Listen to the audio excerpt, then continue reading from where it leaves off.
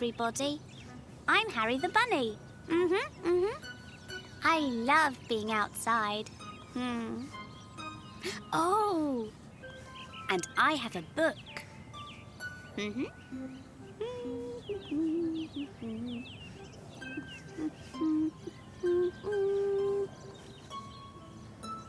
I'm looking at the pictures. And looking at the words.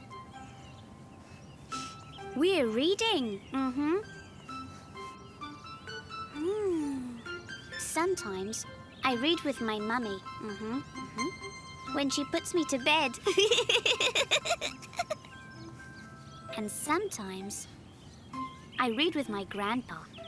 He makes me laugh.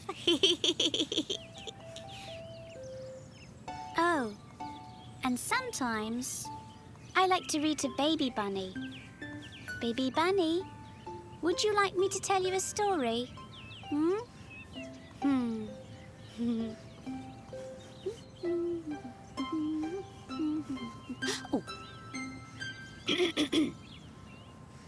Once upon a time,